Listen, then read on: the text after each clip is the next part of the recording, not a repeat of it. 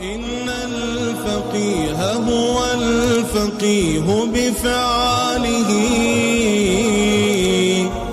ليس الفقيه بنطقه ومقاله. ہمیں یہ تصور سمجھ میں آ گیا کہ یہ جو پڑوسی کا لفظ ہے اس کا تعلق صرف اس کے ساتھ نہیں ہے جو ہمارے گھر کے دائیں بائیں ہوتا ہے، بلکہ میں جو کام بھی کر رہا ہوں اس میں ہر روز جتنے لوگوں سے مجھے مل رہا ہے، یہ آفس کا پڑوس ہے، کلاس کا پڑوس ہے، دکان کا پڑوس ہے، اس مسجد کے اندر دائیں بائیں بیٹھا ہوا شخص مسجد کی اندر رہنے کی ڈیوریشن میں آپ کا پڑوسی ہے. اور یہ پڑوسی کتنا اہم ہے. اللہ کے رسول صلی اللہ علیہ وسلم نے فرمایا کہ جبریل آتے رہے اور جب آتے تھے تو آتے ہوئے یا جاتے ہوئے کہتے تھے اللہ کے رسول ذرا پڑوسیوں کا خیال رکھا کریں. اچھے پڑوسی کا کام تو یہ نا کہ ریکنسائل کرے سچویشن کو، فعفو وصفحو کرے. اس کو کرنے کے بجائے ہم سچویشن کو اور خراب کرنے کی کوشش کریں. اور یہ تو ہمارے مزاج کا حصہ ہے نا کہ اگر کوئی گیٹ کھلے کسی بھی محلے کے کسی بھی گھر کا تو ہم نے تو اللہ میاں نے ہمارے ذمہ یہ واجب کیا ہوا ہے کہ اندر دیکھو کیا ہے اندر. پتہ نہیں ہم نے مزاج کہاں سے لیا. تو سچویشن یہ ہو گئی ہے کہ باہر والے پڑوسیوں کی خیر خبر لی جا رہی ہے اور جو بیڈ کے اوپر لیٹنے والا پڑوسی ہے ساتھ اس کے ساتھ اظہار ثانی کرائی جا رہی ہے. آپ کی بیوی بھی تو آپ کی پڑوسی ہے، اوپر والی منزل پہ آپ نے کرائے پہ دیا ہوا ہے تو یہ پڑوسی ہے آپ کا. یہ وہی پڑوسی ہے جس کے بارے میں اللہ کے رسول نے فرمایا اللہ کی قسم مومن نہیں ہو سکتا، اللہ کی قسم مومن نہیں ہو سکتا، اللہ کی قسم مومن نہیں ہو سکتا جو اپنے پڑوسی کو تکلیف سے نہ بچائے. گھر کے اندر پڑوسیوں کی رعایت نہیں. آپ کا بیٹا اور آپ کی بیٹی آپ کا پڑوسی ہے. ہم نے تراویح بھی پڑھنی ہے، کیا لیل بھی کرنا ہے، لیکن اس نقطۂ نظر سے کرنا ہے کہ میں اس دنیا کے اندر ایک انسان ہوں اور ہر وقت میرے ارد گرد جتنے لوگ ہیں، مرد عورت بچے بوڑھے، جس کیفیت میں بھی میں ہوں وہ میرے پڑوسی ہیں. میں نے قرآن کے پڑوسی کے تصور کو سمجھنا ہے اور اس کے مطابق ایک اچھا مسلمان پڑوسی بننا ہے. ليس الغني بملكه وبماله. قال رسول الله صلى الله عليه وسلم ما زال جبريل يوصيني بالجار حتى ظننت أنه سيورثه. متفق عليه. وعن أبي هريرة رضي الله تعالى عنه قال قال رسول الله صلى الله عليه وسلم والله لا يؤمن والله لا يؤمن والله لا يؤمن. قيل من يا رسول الله؟ قال الذي لا يأمن جاره بوائقه. متفق عليه. صدق الله العظيم وبلغنا رسوله النبي الكريم ونحن على ذلك لمن الشاهدين والشاكرين والحمد لله رب العالمين. ہمیں 1:20 پہ ختم کرنا ہے، 1:30 پہ. آپ حضرات کے سامنے سورہ بقرہ کی ایک آیت تلاوت کی اور بخاری اور مسلم، صحیح بخاری اور صحیح مسلم، ان کی 2 روایتیں آپ کے سامنے پڑھنے کی سعادت حاصل ہوئی. آج جو ہم گفتگو کرنا چاہ رہے ہیں وہ پڑوسیوں کے حقوق اور ہمسایوں کے حقوق کے حوالے سے کرنا چاہ رہے ہیں اور اس میں 3 باتیں سمجھنا چاہ رہے ہیں کہ ایک تو ہم یہ سمجھنے کی کوشش کریں گے کہ پڑوسی کسے کہتے ہیں اور پڑوسی کون ہوتا ہے، نمبر 1. نمبر 2، ان پڑوسیوں کے بارے میں اللہ کے رسول صلی اللہ علیہ وسلم کی تعلیمات کیا ہیں، اور نمبر 3 کہ ہم ان تعلیمات کے نتیجے میں کیسے اچھے پڑوسی بن سکتے ہیں اور اچھا پڑوسی کہتے کسے ہیں. سب سے پہلے ہم یہ سمجھیں گے کہ پڑوسی کسے کہتے ہیں، پھر اس کے بعد ہم یہ سمجھنے کی کوشش کریں گے کہ اللہ کے رسول صلی اللہ علیہ وسلم نے اچھے پڑوسی کے بارے میں کیا بتایا ہے کہ اچھا پڑوسی کون سا ہوتا ہے، اور برے پڑوسی کے بارے میں کیا بتایا ہے، اور دعائیں ہمیں کیا سکھائی ہیں اچھے پڑوسیوں کے بارے میں، برے پڑوسیوں کے بارے میں. اور آخری بات یہ سمجھنے کی کوشش کریں گے کہ ہم اچھے پڑوسی کیسے بن سکتے ہیں اور برے پڑوسی بننے سے کیسے بچ سکتے ہیں. سورہ بقرہ کے اندر اللہ جل شانہ نے ہمیں پڑوسیوں کے بارے میں یہ بات سمجھانے کی کوشش کی ہے کہ پڑوسی وہ نہیں ہوتا کہ جس کی دیوار آپ کی دیوار کے ساتھ لگ گئی اور عمر بھر لگی رہی تو بس یہ پڑوسی ہے. میرا اور آپ کا تصور یہ ہے کہ پڑوسی وہ ہوتا ہے اور آپ پڑوسی سمجھتے ہیں، اور یہ جب بھی کوئی آپ سے پوچھتا ہے نا آپ کا پڑوسی کون ہے تو میرے اور آپ کے ذہن میں یہ آتا ہے کہ علی طارق کے دائیں طرف جو رہتا ہے وہ علی طارق کا پڑوسی، علی طارق کے بائیں طرف جو رہتا ہے وہ علی طارق کا پڑوسی، علی طارق کے گھر کے سامنے جو رہتا ہے وہ علی طارق کا پڑوسی، اور علی طارق کی جو گھر کی پچھلی دیوار ہے وہ جس دیوار سے ملی ہوئی وہ پڑوسی. اور یہ سمجھنے کا ہمیں حق حاصل ہے، بالکل درست ہے کہ جب آپ سے آپ کے نیبرز کے بارے میں پوچھا جاتا ہے تو آپ عام طور پر نیبرز کے بارے میں ایسے ہی کہتے ہیں، لیکن یہ میرا اور آپ کا تصور ہے نیبر کا، جو کہ غلط نہیں ہے، لیکن ایکسکلوزیو تصور ہے۔ شریعت نے ہمیں یہ بتایا کہ جو نیبر ہوتا ہے وہ صرف یہ نہیں ہوتا، یہ بھی ہوتا ہے۔ تو جسے ہم بھی سمجھ رہے ہیں وہ ہی نہیں ہے بلکہ وہ بھی ہے، کہ وہ بھی ہمارا نیبر ہے، اور کچھ اور لوگ بھی ہیں جو ہمارے نیبرز ہیں، جو ہمارے پڑوسی ہیں۔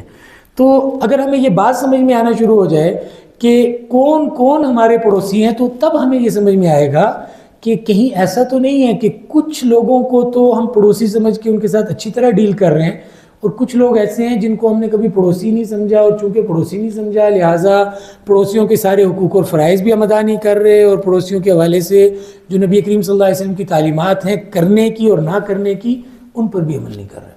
قرآن کریم نے ہمارے اسی تصور کو وسیع کرنے کے لیے یہ فرمایا، جو آیت میں نے آپ حضرات کے سامنے پڑھی ہے اور خواتین کے سامنے، وہ اس کا ترجمہ میں آپ کی خدمت میں عرض کرتا ہوں کہ اللہ یہ فرما رہے ہیں کہ اللہ کی عبادت کرو، کسی کو اس کا شریک نہ بناؤ، والدین، اعزا، اقارب، یتامہ، مساکین، قریب اور دور کے پڑوسی۔ کون سے پڑوسی جی؟ قریب اور دور کے، یعنی قرآن کریم نے تعبیر اختیار کی ہے والجار ذی القربى والجار الجنب، کہ آپ کے قرابت دار پڑوسی، وہ پڑوسی جن کے ساتھ آپ کا خونی رشتہ ہے یا سسرالی رشتہ ہے، کوئی ایسا رشتہ ہے جس رشتے کے اسٹیبلش کرنے میں اللہ کا نام لیا گیا تھا۔ نکاح اسٹیبلش ہوتا ہے نا جی، دو لوگوں کے درمیان، دو خاندانوں کے درمیان ایک تعلق اسٹیبلش ہوتا ہے، اور اس تعلق کے اسٹیبلش ہونے کے دوران کس کا نام لیا جاتا ہے؟ اللہ کا۔ سورہ نساء کی آیتیں پڑھی جاتی ہیں، واتقوا اللہ الذی تساءلون بہ والارحام، اس اللہ کا خوف اختیار کرو، اس اللہ کو ہر وقت اپنے تصور میں رکھو جس کے ذریعے تم آپس میں رشتہ داریاں قائم کرتے ہو۔ تو یہ ایسا تعلق ہے جو صرف تعلق نہیں ہے، بلکہ اس تعلق کو اسٹیبلش کرنے کے لیے آپ کی سوسائٹی نے کوئی ایکٹ نہیں کیا، آپ کی سوسائٹی نے کوئی پیکٹ نہیں کیا، بلکہ اس تعلق کو اللہ کے نام کو درمیان میں رکھ کر قائم کیا گیا۔ یہ ہوتا ہے قرابت کا تعلق۔ اور پھر اس کے نتیجے میں آگے جتنے تعلقات جنریٹ ہوتے ہیں وہ سارے اللہ کے نام پہ جنریٹ ہوتے ہیں، لہٰذا آنے والی اولاد، نواسے، نواسیاں، پوتے، پوتیاں، خالہ، ماموں، چچا، جتنے رشتے اس میں سے نکلتے ہیں وہ سارے کے سارے رشتے دیکھنے میں تو یہ لگتا ہے کہ یہ ڈی این اے چل رہا ہے، یہ احمد کا ڈی این اے ہے، یہ فلاں کا ڈی این اے ہے جو اس پورے لینیج کے اندر ٹریول کر رہا ہے، لیکن اس کے ساتھ اللہ کا نام بھی ٹریول کر رہا ہوتا ہے، چونکہ شروع میں کس کا نام آیا ہوتا ہے؟ اللہ میاں کا نام ہے۔ تو یہ وہ رشتہ داری ہے جو قرابت کی بنیاد پہ ہے، لہٰذا ایک ایسا پڑوسی ہے کہ وہ پڑوسی بھی ہے اور قریب کا پڑوسی ہے۔ قریب کا پڑوسی ہونے کا مطلب یہ نہیں ہے کہ آپ کی دیوار کے ساتھ اس کی دیوار ملی ہوئی ہے، یہ بھی ممکن ہے، دیوار بھی ملی ہوئی ہے اور چچا بھی ہے، دیوار بھی ملی ہوئی ہے اور تایا بھی ہے، دیوار بھی ملی ہوئی ہے اور گھر کا فرد بھی ہے، دیوار بھی ملی ہوئی ہے اور سسرالی رشتہ دار بھی ہے آپ کا۔ یہ ایک پڑوسی ہے۔ دوسرا پڑوسی جس کو قرآن نے ذکر کیا وہ ہے والجار الجنب، کہ ذرا دور کا پڑوسی۔ اس میں دونوں طرح کے لوگ داخل ہیں، ہو سکتا ہے کہ اس طرف کا جو پڑوسی ہے وہ آپ کا چچا زاد ہے، اور اس طرف کا جو پڑوسی ہے جو آپ کا لیفٹ ڈور نیبر ہے، لیفٹ وال نیبر ہے، وہ آپ کا چچا زاد نہیں ہے، لیکن وہ آپ کا کیا ہے؟ مسلمان ہے، بردر ان اسلام ہے، بردر ان ہیومینٹی ہے، وہ آپ کا پڑوسی ہے، اس کے اعتبار سے ذرا دور کا پڑوسی ہے۔ تیسرا پڑوسی بھی قرآن نے ذکر کیا۔ یہ پڑوسی تو ہم نے بڑی آسانی سے ہضم کر لیے، کیونکہ یہ ہضم ہو جاتے ہیں، کیونکہ ہم ان پڑوسیوں کو دیکھتے آ رہے ہیں بچپن سے۔ دائیں طرف کا پڑوسی، وہ جی میرے بھائی میرے ساتھ رہتے ہیں دائیں طرف والے گھر میں، اور بائیں طرف کوئی اور رہتا ہے، ٹھیک ہے جی کوئی بات نہیں۔ قرآن کہتے ہیں نہیں، پڑوسیوں کی ایک اور قسم بھی ہے، اور وہ پڑوسی ہیں جو ہر وقت پڑوسی نہیں ہوتے لیکن پڑوسی بنتے رہتے ہیں۔ کچھ ان میں سے کچھ سالوں کے لیے پڑوسی بنتے ہیں، کچھ ان میں سے کچھ گھنٹوں کے لیے بنتے ہیں، کچھ ان میں سے کچھ منٹس کے لیے بنتے ہیں، کچھ ان میں سے کچھ دنوں کے لیے بنتے ہیں۔ اور ان پڑوسیوں کو قرآن نے بیان کیا والصاحب بالجنب، ہم نشین اور ہم مجلس۔ اچھا جی یہ کون لوگ ہیں ہم نشین ہم مجلس؟ اس وقت ہم پڑوسی ہیں۔ میں کچھ مہینے پہلے آپ کی خدمت میں آیا تھا تو اس وقت بھی آپ کا پڑوسی تھا، آج بھی آپ کے پاس آیا ہوں اور آپ کا کیا بن گیا ہوں؟ پڑوسی بن گیا۔ اس وقت جتنے لوگ ایک دوسرے کے ساتھ بیٹھے ہوئے ہیں یہ پڑوسی ہیں، لیکن یہ ویسے پڑوسی نہیں ہیں جیسے آپ کے گھر والے پڑوسی، رشتہ دار نہیں. شاید ہی کوئی ایسا ہو یا کم لوگ ہوں جن کے آپس میں رشتہ داری نہیں ہے. یہ اللہ کے نام پر جو تعلق ہے اس کی بنیاد پر ایک دوسرے کے پڑوسی بنے ہوئے ہیں. تو اللہ کے رسول نے اور اللہ نے قرآن کریم میں ہمیں یہ سمجھانے کی کوشش کی کہ یہ جو پڑوسی کا لفظ ہے، یہ پڑوسی کا لفظ آپ کے تصور کے مطابق نہیں ہے، یہ اللہ کے تصور کے مطابق ہونا چاہیے. آپ کا تصور اور میرا تصور وہی ہے جو میں نے عرض کیا، بڑا نیرو سا تصور ہے کہ دائیں بائیں رہنے والا پڑوسی ہے. قرآن کہتا ہے نہیں، وہ بھی پڑوسی ہے، لیکن وہی پڑوسی نہیں ہے، ان کے علاوہ بھی ہے. لہٰذا آپ یہاں سے نکلتے ہیں اور آپ باہر نکلتے ہیں اور اچانک آپ کو ایک گاڑی مل جاتی ہے، بس مل جاتی ہے، میٹرو مل جاتی ہے، تو وہ آدمی جو آپ کے ساتھ بیٹھ گیا میٹرو پر گلبرگ گرین کے سٹاپ سے، اور وہ آپ کے ساتھ پمز تک جا رہا ہے، یہ آپ کا ویسے ہی پڑوسی ہے جیسے آپ کا نیکسٹ ڈور نیبر ہوتا ہے. اس کے ویسے ہی حقوق اور فرائض ہیں جیسے نیکسٹ ڈور نیبر کے حقوق اور فرائض ہیں. تو ہمیں ایک تو یہ سمجھنے کی ضرورت ہے. میں کسی دفتر میں کام کرتا ہوں اور اس دفتر میں کام کرنے کے دوران میرا ڈیسک ہے، میرا ٹیبل ہے جس پہ میں بیٹھتا ہوں، تو ہر روز اس ڈیسک کے دائیں بائیں جو لوگ بیٹھتے ہیں وہ میرے پڑوسی ہیں. میں روزانہ موو کرتا ہوں ایک کلاس سے دوسری کلاس کی طرف، تو میں جس کلاس کے اندر جاتا ہوں اور جا کر بیٹھ جاتا ہوں اپنے بچوں کے ساتھ، اپنے اسٹوڈنٹس کے ساتھ، تو یہ صرف میرے اسٹوڈنٹس نہیں ہیں، یہ میرے پڑوسی بھی ہیں. لہٰذا اسٹوڈنٹ ہونے کے حقوق بھی عائد ہوتے ہیں، اور یہ جو میرے پڑوسی بنے ہوئے ہیں اور مجھے ایک اچھا پڑوسی بن کے ان کو دکھانا ہے، وہ حقوق بھی عائد ہوتے ہیں. آپ اسپتال چلے گئے، نادرہ کے آفس میں چلے گئے، کسی اور آفس میں چلے گئے اور ٹوکن لے کر آپ بیٹھ گئے. 223 آپ کا نمبر تھا، 222 ایک اور صاحب کا نمبر تھا، 224 ایک اور کا تھا. یہ دونوں آپ کے دائیں بائیں بیٹھ گئے، تو یہ آپ کے قرآن کے مطابق ہم نشین و ہم مجلس پڑوسی ہیں. جب ہمیں یہ تصور سمجھ میں آ گیا کہ یہ جو پڑوسی کا لفظ ہے اس کا تعلق صرف اس کے ساتھ نہیں ہے جو ہمارے گھر کے دائیں بائیں ہوتا ہے، بلکہ میں جو کام بھی کر رہا ہوں اس میں ہر روز جتنے لوگوں سے مجھے ملنا ہے، چاہے 1 منٹ کے لیے ملنا ہے، 1 گھنٹے کے لیے ملنا ہے، 1 ہفتے کے لیے ملنا ہے، اور چاہے میری نوکری کے اندر وہ بھی یہاں پوسٹڈ ہے، میں بھی پوسٹڈ ہوں، اور 21 سال تک ہماری پوسٹنگ رہنی ہے، تو یہ 21 سال کا پڑوس ہے، یہ 1 گھنٹے کا پڑوس ہے، آدھے گھنٹے کا پڑوس ہے، یہ میٹرو کا پڑوس ہے، یہ آفس کا پڑوس ہے، کلاس کا پڑوس ہے، دکان کا پڑوس ہے. اس مسجد کے اندر دائیں بائیں بیٹھا ہوا شخص مسجد کی اندر رہنے کی ڈیوریشن میں آپ کا پڑوسی ہے. اور یہ پڑوسی کتنا اہم ہے. اللہ کے رسول صلی اللہ علیہ وسلم نے فرمایا کہ جبریل آتے رہے، اور جب آتے تھے تو آتے ہوئے یا جاتے ہوئے کہتے تھے اللہ کے رسول ذرا پڑوسیوں کا خیال رکھا کریں.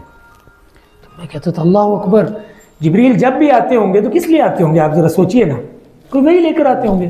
اللہ کے رسول آج سورہ بلد لے کر آیا ہوں آپ کے پاس، اللہ نے سورہ بلد بھیجی ہے، میں آپ کو سنا دیتا ہوں، آپ محفوظ فرما لیں. اللہ کے رسول آج میں سورہ نساء کی کچھ آیتیں لے کر آیا ہوں. اللہ کے رسول آج میں سورہ حج کی کچھ آیتیں لے کر آیا ہوں. اللہ کے رسول ان لوگوں نے آپ سے پوچھا تھا نا کب خرچ کریں، کتنا خرچ کریں، کیسے خرچ کریں، میں آج یہ بتانے کے لیے آیا ہوں.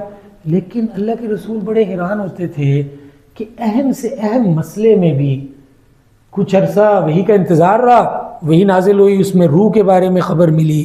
آج کے دن کی مناسبت سے جو سورت ہمیں پڑھنے کا حکم دیا گیا ہے، جس کی آیتیں پڑھنے کا حکم دیا گیا ہے سورہ کہف کی، وہ آیتیں لے کر جبریل نازل ہوئے. اس کے اندر بڑی بڑی خبریں تھیں، ذوالقرنین کا ذکر تھا، روح کے بارے میں کلیئرٹی تھی، روح کیا ہوتی ہے، یاجوج ماجوج کے بارے میں کلیئرٹی تھی. اللہ کے رسول بہت غور سے سن رہے ہیں، خوش ہو رہے ہیں کہ مجھ سے پوچھا گیا ہے کہ کیا چیزیں آج میں بتاؤں گا. لیکن جب فارغ ہوتے ہیں تو سوچتے ہیں کہ چلو جی آج تو جواب مل گئے سارے جوابوں کے. جبریل پھر کہتے ہیں اللہ کے رسول پڑوسی کا ذرا خیال رکھیے گا.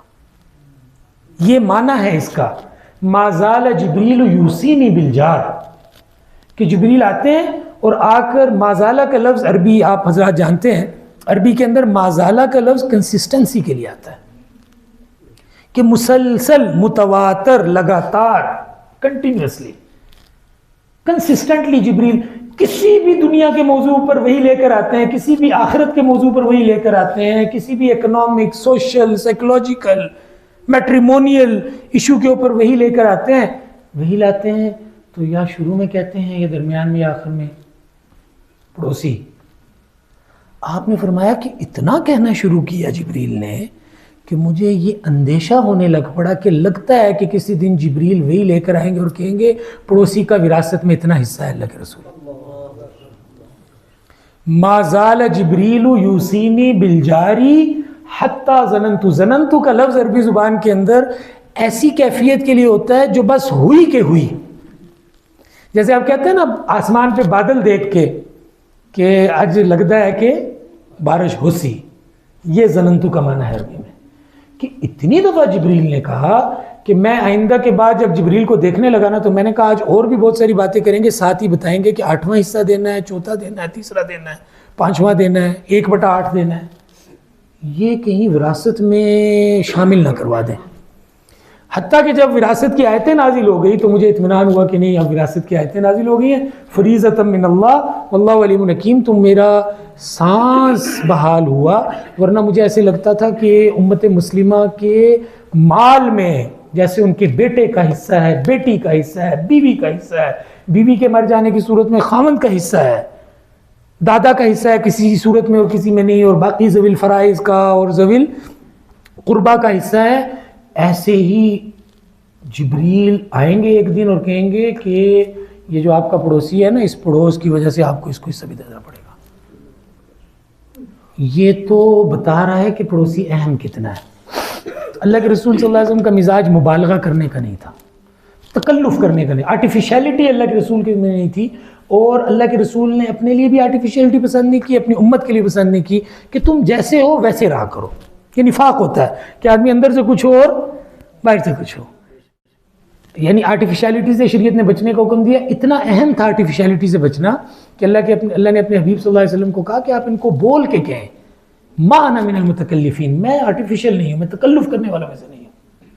تو لہٰذا آپ صلی اللہ علیہ وسلم اگر کہیں کچھ فرماتے ہیں نا اور بار بار فرماتے ہیں تو اندر سے ایک کیفیت پیدا ہوتی ہے فرمانے کی.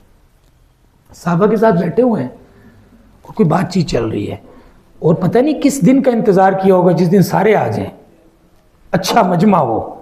یہ تو ہمیں کبھی ہم حدیث کو تلاش کرتے کرتے پہنچے تو شاید ہمیں پتہ چلے کہ کوئی بہت اہم دن ہوگا جس میں بہت زیادہ پریزنس ہوگی. بیٹھے بیٹھے کہتے ہیں اللہ کی قسم مومن نہیں ہو سکتا, واللہ لا یؤمن. صحابہ کہتے ہیں جب یہ کہا نا تو ہم نے کہا یا اللہ خیر.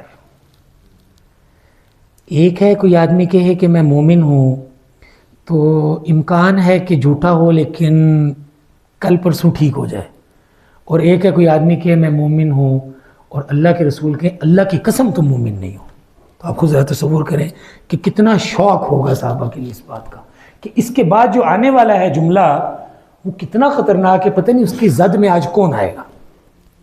اچھا ایک دفعہ فرما دینے سے بھی اتنی پریشانی ہو گئی ہوگی کہ اب کون جرت کرے یہ پوچھنے کی کہ اللہ کے رسول کون ہے جو مومن نہیں ہو سکتا, اور آپ اللہ کی قسم اٹھا کے کہہ رہے ہیں کہ مومن نہیں ہو سکتا. سبحان اللہ. آپ صلی اللہ علیہ وسلم خاموش ہوئے تو صحابہ بھی یہ سوچ رہے ہیں کہ اس کیٹیگری کا پتہ چلے گا, اس بندے کا پتہ چلے گا. پھر آپ فرماتے ہیں اللہ کی قسم مومن نہیں ہو سکتا.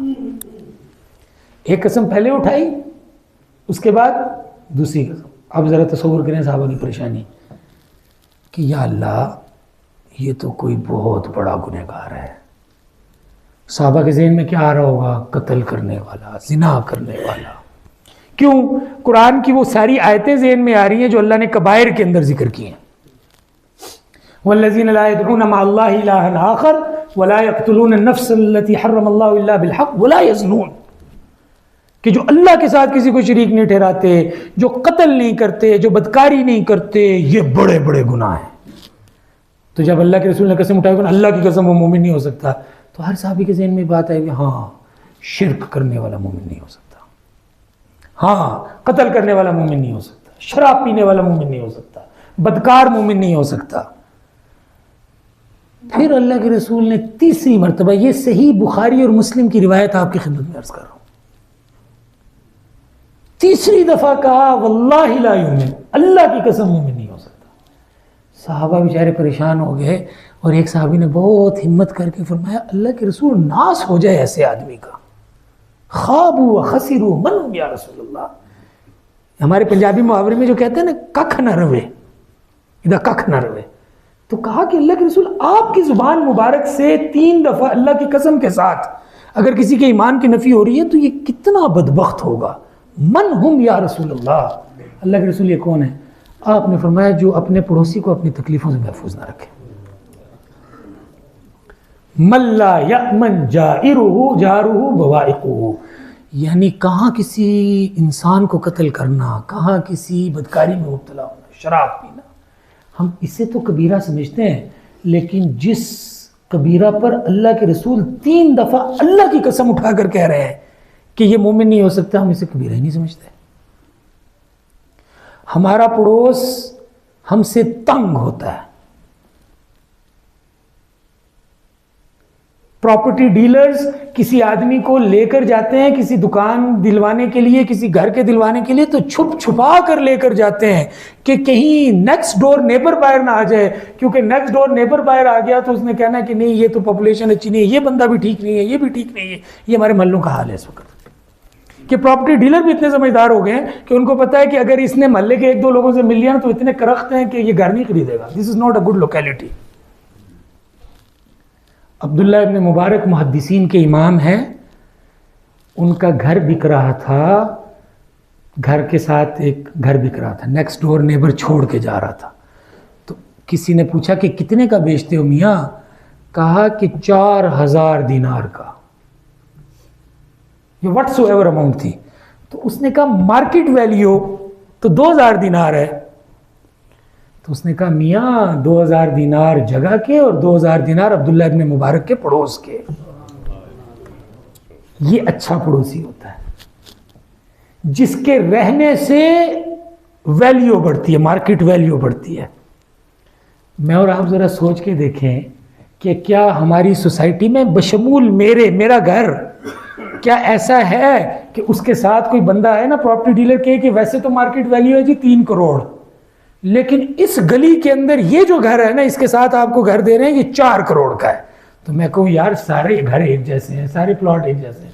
تو وہ کہ آپ کو پتہ نہیں ہے یہاں ایک مومن رہتا ہے، یہاں ایک ایسا مومن رہتا ہے جس کے بارے میں اللہ کے رسول نے کہا کہ مومن وہ ہوتا ہے جس سے لوگ اس کے خون کے اعتبار سے بھی محفوظ ہوتے ہیں اور مال کے اعتبار سے بھی اور عزت اور ناموس کے اعتبار سے بھی. میرا اور آپ کا مزاج کیا ہے؟ میرے گھر کے ساتھ جو پڑوسی ہے، میرے سامنے جو پڑوسی ہے، پچھلی گلی میں جو پڑوسی ہے، مجھے اتنی فکر ہے کہ اس کے گھر میں کیا ہو رہا ہے، اس کی بیوی کیا کر رہی ہے، بچے کیا کر رہے ہیں. میں ہر وقت اس کی پرائیویسی کو بریچ کرنے کے چکر میں ہوں. اللہ کے رسول اپنے گھر میں تشریف فرمایا ہے، خیمے کے اندر گھر میں اور ایک پردہ پڑا ہوا ہے چھوٹا سا. تو ایک صحابی نے صرف اس نیت سے کہ ذرا اندر جان کے دیکھیں کہیں نکلنے والے ہیں تو انتظار کر لیں، نہیں نکلنے والے تو چلے جاتے ہیں. آنکھ تھوڑی سی اندر کی تو اللہ کے رسول کے ہاتھ میں ایک لکڑی تھی، آپ نے مارنے کا ارادہ کیا اور راوی کہتے ہیں کہ اگر چاہتے تو اس کی آنکھ نکال دیتے، اتنی زور سے مارا صرف ڈرانے کے لیے. اور کہا کہ تمہیں کس نے یہ اجازت دی ہے کہ کسی کے گھر میں اس کے پردوں کے اندر سے جھانکنے کی کوشش کرو؟ تو میں اور آپ اب لوگوں کے گھروں میں پردوں کے ذریعے تو نہیں جھانکتے، لیکن آوازوں کے ذریعے سننے کی کوشش کرتے ہیں، بچوں سے پوچھتے ہیں، محلے کے لوگوں سے پوچھتے ہیں، کوئی ایونٹ ہو جائے، کوئی انسیڈنٹ ہو جائے تو ہمیں اس میں سے اپنی مرضی کی چیزیں نکالنے کا موقع مل جاتا ہے کہ نہیں ہوا کیا تھا، اچھا پھر کیا ہوا تھا، پھر کیا ہوا تھا.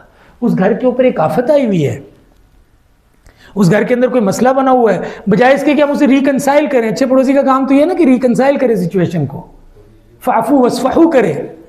اس کو کرنے کے بجائے ہم سچویشن کو اور خراب کرنے کی کوشش کریں. اور یہ تو ہمارے مزاج کا حصہ ہے نا کہ اگر کوئی گیٹ کھلے کسی بھی محلے کے کسی بھی گھر کا تو ہم نے تو اللہ میاں نے ہمارے ذمہ یہ واجب کیا ہوا ہے کہ اندر دیکھو کیا ہے، دیکھو کیا ہے اندر. پتہ نہیں ہم نے مزاج کہاں سے لیا. اللہ کے رسول تو یہ بتا رہے ہیں کہ انما جعل الاستئذان لأجل البصر، کہ تمہیں اجازت لے کر آنے کا اس لیے حکم دیا ہے کہ تمہاری نگاہ نہ پڑ جائے کسی کے اوپر. اللہ کے رسول کا مزاج یہ ہے کہ جہاں امکان بھی ہو کہ کوئی غلط کام ہو رہا ہے تو کھنگار کے جاؤ، شور مچا کر جاؤ، so that the things remain private. ہمارا مزاج کیا ہے کہ جہاں خیر کا بھی کام ہو رہا ہو نا ہم اس میں سے بھی کیا نکالنے کی کوشش کرتے ہیں، شر. اور سارے پڑوسیوں کی فکر، بڑی فکر کر لیں گے تو کیا کر لیں گے، ساتھ والے پڑوسیوں کو کھانا بھیج دیں گے، ادھر والوں کو کھانا بھیج دیں گے، ان کی بھی مارداری کر دیں گے. اس وقت تو سچویشن یہ ہو گئی ہے کہ باہر والے پڑوسیوں کی خیر خبر لی جا رہی ہے اور جو بیڈ کے اوپر لیٹنے والا پڑوسی ہے ساتھ، اس کے ساتھ اظہار ثانی کرائی جا رہی ہے. آپ کی بیوی بھی تو آپ کی پڑوسی ہے، نیکسٹ ڈور نیبر ہے جی آپ کا، نیکسٹ ڈور نیبر نہیں، next bed neighbour, next room neighbour. اوپر والی منزل پہ آپ نے کرائے پہ دیا ہوا ہے تو یہ پڑوسی ہے آپ کا، یہ وہی پڑوسی ہے جس کے بارے میں اللہ کے رسول نے فرمایا اللہ کی قسم مومن نہیں ہو سکتا، اللہ کی قسم مومن نہیں ہو سکتا، اللہ کی قسم مومن نہیں ہو سکتا جو اپنے پڑوسی کو تکلیف سے نہ بچائے. پارسل والا اگر پارسل لے کر آ گیا ہے، صبح کا وقت ہے اور آپ کو پتہ ہے کہ خاتون خانہ گھر میں کے لیے بچوں کو اسکول بھیج کے گئی ہے، ساری رات بچے روتے رہے، اور اس وقت اگر ہم اس کا پارسل وصول کر کے بعد میں اوپر دے دیں گے تو آپ کہتے ہیں نہیں کرایہ دار ان سر تے چاڑن کی کیڑی لوڑ ہے. بھائی اوپر والی بیل بجاؤ، وہ خود آئیں گے، آ کر لے لیں گے آپ سے. یہ پڑوس سکھا رہے ہیں اللہ کے رسول صلی اللہ علیہ وسلم مجھے اور آپ کو کہ اللہ کے رسول صلی اللہ علیہ وسلم یہ بتا رہے ہیں کہ اچھا پڑوسی وہ ہوتا ہے جو اس کی اشوئی کرے، اس کا خیال رکھے. اور پھر کس میں بتا رہے ہیں پڑوسیوں کی؟ اس وقت گھر کے اندر پڑوسیوں کی رعایت نہیں ہوئی. آپ کا بیٹا اور آپ کی بیٹی آپ کا پڑوسی ہے.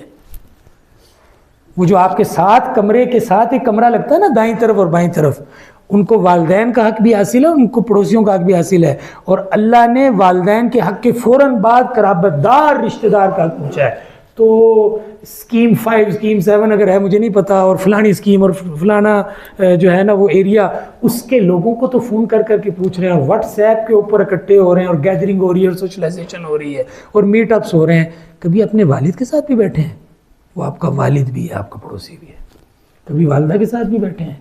آخری دفعہ کب بیٹھے ہیں؟ اپنے قریب ترین، سارا محلہ گواہی دے دے کہ آپ بہترین پڑوسی ہیں، تو اللہ پوچھے گا نیکسٹ ڈور والوں سے پوچھو، تو آپ کہیں گے یا اللہ یہ دائیں طرف والا نیکسٹ ڈور ہے، بائیں طرف والا. اللہ کہے گا نہیں، یہ تمہارے گھر کے اندر 2 دروازے ہیں، ایک تمہارے کمرے کا دروازہ ہے اور ایک تمہارے باپ کے کمرے کا دروازہ ہے، تمہارے بیٹے کے کمرے کا دروازہ ہے، تمہاری بہو کے کمرے کا دروازہ ہے، تمہاری ساس کے کمرے کا دروازہ ہے، تمہاری نند کے کمرے کا دروازہ ہے، تمہارے بھابھی کے کمرے کا دروازہ ہے. ان سے بھی پوچھو کہ تم اچھے پڑوسی ہو یا نہیں. وہ اگر یہ کہنا کہ اچھے پڑوسی ہیں تو اللہ کہیں گے باقی سب کی گواہی رد. کیوں؟ بات تو شروع یہاں سے شروع ہو کر ایسے ایکسٹینڈ ہو رہی ہے، ایسے ایکسٹینڈ ہو کر یہاں نہیں آ رہی. والجار ذی القربى، یہ ہے والجار ذی القربى والجار الجنب والصاحب بالجنب. بات یہاں سے چل رہی ہے، لہٰذا اگر کبھی بھی گڑبڑ ہوگی تو کہاں سے شروع کریں گے؟ یہاں سے شروع کریں گے. یہ آپ کے بچے آپ کے پڑوسی ہیں، آپ کے والدین آپ کے پڑوسی ہیں. آپ کے ساتھ آفس میں بیٹھا ہوا آدمی ہر روز وہ آپ سے تنگ ہے. آپ چائے پیتے ہیں اور چائے پیتے ہوئے آپ کو اتنی تہذیب نہیں ہے کہ آپ اونچی آواز میں چائے پیتے ہیں، اس سے اس کے کانوں کو تکلیف پہنچتی ہے. اس کو احساس ہوتا ہے عجیب آدمی ہے، کیسے چائے پیتا ہے. کھنگار رہے ہیں، منہ کھول کے کھنگار رہے ہیں، کھانس رہے ہیں، بغیر ہاتھ رکھ کے کھانس رہے ہیں. مسجد کے اندر آپ کے ساتھ جو کھڑا ہوا آدمی، آپ نے سگریٹ پی لیا، نہیں پینا چاہیے آپ کو، لیکن آپ کی پرسنل چوائس ہے، ٹھیک ہے آپ پیجیے، لیکن کم از کم اپنے منہ کو اس حالت میں تو رکھیے کہ آپ کے ساتھ جو نیکسٹ ڈور مسلی پڑوسی آتا ہے آپ کا نماز پڑھنے والا، وہ سجدے میں بھی آپ سے اذیت حاصل کرتا ہے، وہ رکوع میں بھی آپ سے اذیت حاصل کرتا ہے، آپ کے کھنگارنے سے، آپ کے کھانسنے سے، آپ کے چھینکنے سے، آپ کے جسم سے اٹھنے والی بدبو سے. اگر آپ کا خیال یہ ہے نا کہ آپ قیام اللیل میں آنے والے دنوں میں رمضان میں اللہ میاں کے سامنے کھڑے ہو کر امام صاحب کی اچھی آواز میں قرآن سن رہے ہو اور آپ کے جسم سے اٹھنے والے پڑوسی کی بو سے اس کو تکلیف پہنچ رہی ہو، آپ کی جسم سے اٹھنے والی بو سے آپ کے پڑوسی کو تکلیف ہو، تو اللہ کے رسول کہہ رہے ہیں اللہ کی قسم یہ رمضان میں قرآن سننے والا مومن نہیں ہے. یہ معنی ہے اس حدیث کا. اللہ کے رسول کیوں مومن نہیں ہے؟ یہ تو رمضان میں کھڑا ہے، تراویح چل رہی ہے، قیام اللیل چل رہا ہے. وہ کہتے ہیں نہیں یہ قرآن تو سن رہا ہے، لیکن ایسے قرآن کا کیا فائدہ ہے جس میں اللہ نے حکم دیا پڑوسیوں کا خیال رکھو.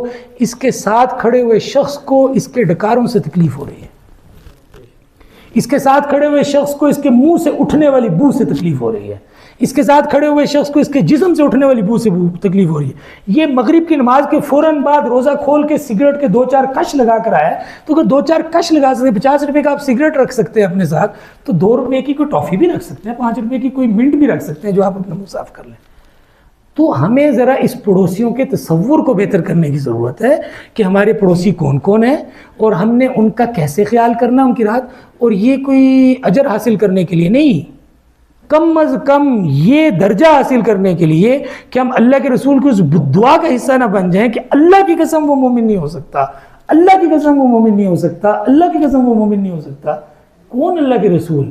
جس کے پڑوسی اس کی تکلیفوں سے بچے ہوئے نہ ہوں. تو اس رمضان میں ہم نے قرآن بھی بہت پڑھنا ہے انشاءاللہ کہہ دیں، کوئی نہیں، اللہ توفیق دے دے گا.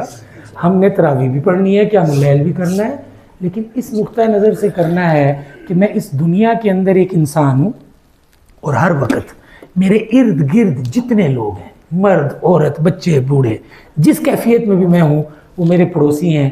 میں نے قرآن کے پڑوسی کے تصور کو سمجھنا ہے اور اس کے مطابق ایک اچھا مسلمان پڑوسی بننا ہے. اللہ جل شانہ عمل کرنے کی توفیق عطا فرمائے. وآخر دعوانا الحمدللہ رب العالمین. وكذا الغني هو الغني بحاله ليس الغني بملكه وبماله